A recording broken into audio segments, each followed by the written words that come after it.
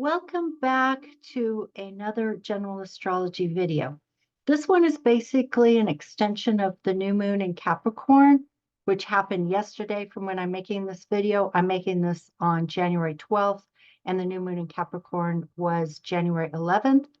The reason why I'm making this video is because there are a lot of planets going through Capricorn that are going to make sextiles to Saturn and Neptune in Pisces, and also to Jupiter and Uranus in Taurus. I'll be making Okay, so today, as I'm making this video, it's January 12th, and it doesn't really matter what the time is or the location because we're going to be talking about where the planets are and where they're moving across time, all through January and into February, because the energy is going to be super helpful for you if you did happen to initiate something with that new moon in Capricorn. If you haven't yet done that, then that energy is still in force and you can still use it. Okay. And so it's like this is the tail end of a comet. Like if you think of the head of the comet as that, super powered energy that's moving forward, that's the new moon in Capricorn. But then all the planets following the new moon, Mars, and then eventually Mercury, and then finally Venus, will be in Capricorn, and they'll be making those same sextiles to Saturn and Neptune in Pisces and Jupiter and Uranus in Taurus. So they're making sextiles to Saturn and Neptune in Pisces and trines to Jupiter and Uranus in Taurus. Okay. So yeah, I think a comet is a really good metaphor for this energy. So like super powered in that new moon in Capricorn, and then the tail are the other planets that are following in Capricorn, doing the same sextiles and trines. It's like the energy just keeps moving and moving and moving in the direction you want it to move in a very positive way. So I just want to say that when I was first looking at the new moon, I thought everything's going to be good. Everything's going to be positive. Oh, I just love that where you can just sort of kick your feet up and get all the goodies. Well, it turned out for me personally, and so this may be true of some of you as well, that there was actually an obstacle that I had to overcome with that new moon in Capricorn in order to move in the direction I wanted to move in. And that literally happened on January 11th, right after the new moon that day. And I realized that a project that I was involved in, some work project that I was involved in, was not actually going to benefit me moving forward. I kind of knew that on a subconscious level, and it was definitely bubbling up into my conscious mind. But then an event occurred on January 11th, just like within hours after that new moon was exact. And it was just so obvious to me. I couldn't even ignore it anymore, because when I'm giving personal readings to other people, it's like I'm hearing that message myself. I'm suggesting to them what they need to do to improve their lives using these alignments and what's happening in their charts. And those messages are coming to me too. And so I was saying this to some of my clients in their personal readings. And then, the new moon happened, and then this event occurred within hours after the new moon. And I realized that that message was for me as well. I needed to overcome a situation that was actually energetically blocking me from really taking full advantage of this energy and moving in the direction that I wanted to move in my life. So I have departed from that situation, and now I'm free to move forward completely. And I hope that if you find that's true for you as well, that you have the courage to overcome that obstacle so that you can benefit from this energy as much as possible.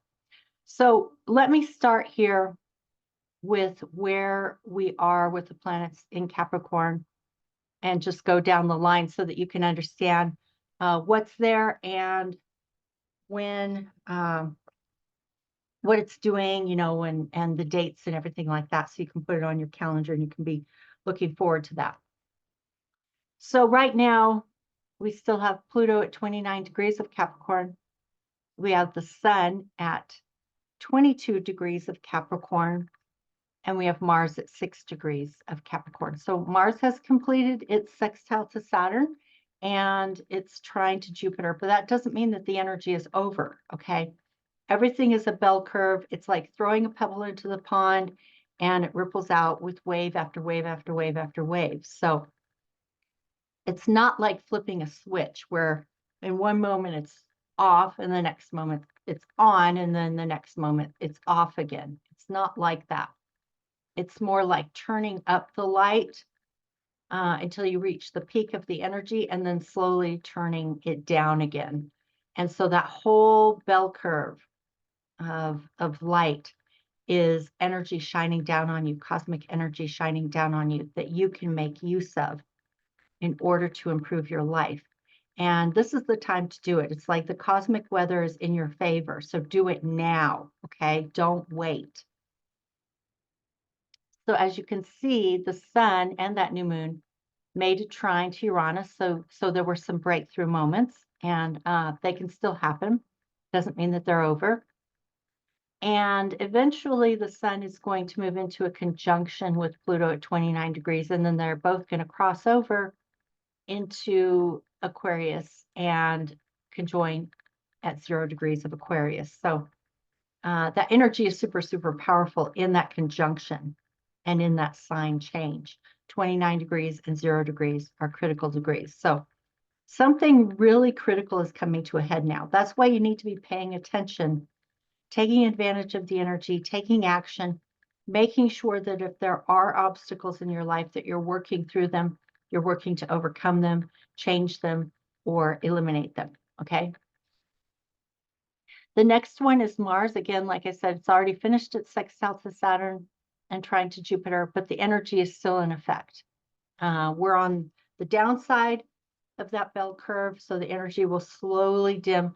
But the thing is that it's not really going to dim until it gets into Aquarius and makes different alignments, okay?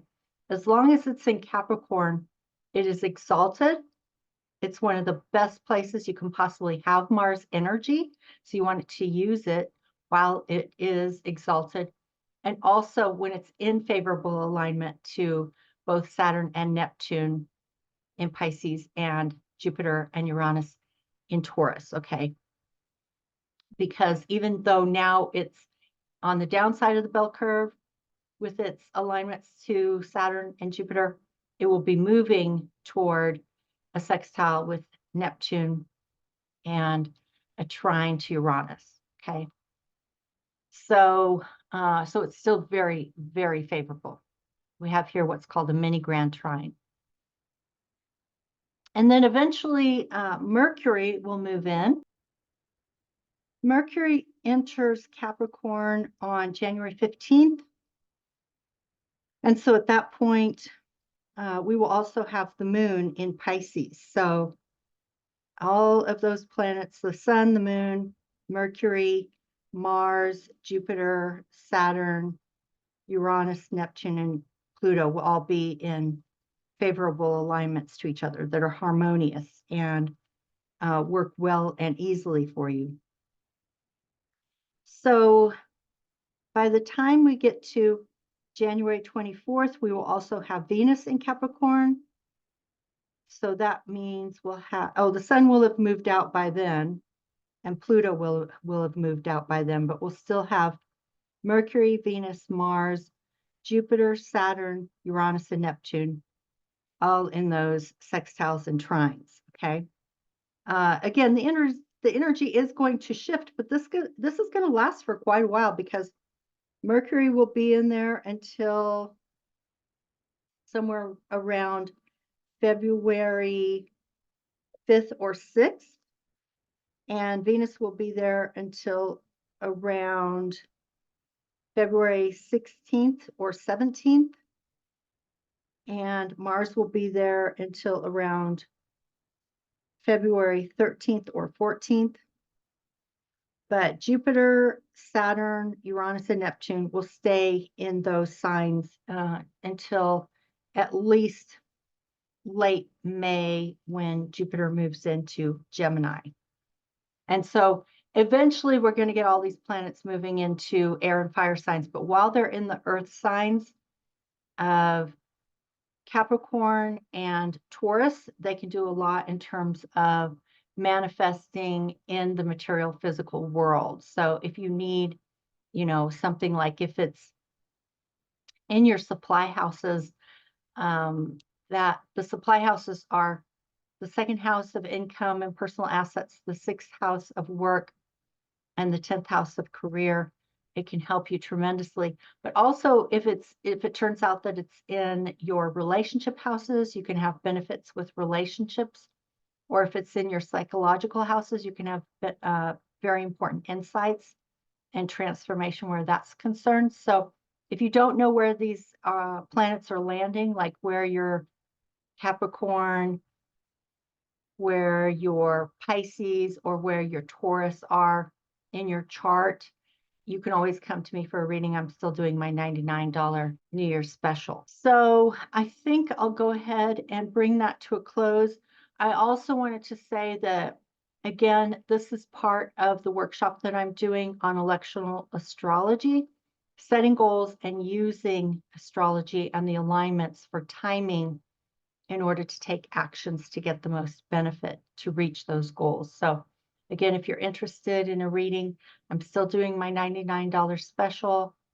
Or if you want to get into this workshop, the workshop is $120 by itself, but if you combine it in a package with an hour-long reading, then you get both at a discount. Thanks again for joining me, and I'll see you in the next video. Bye-bye.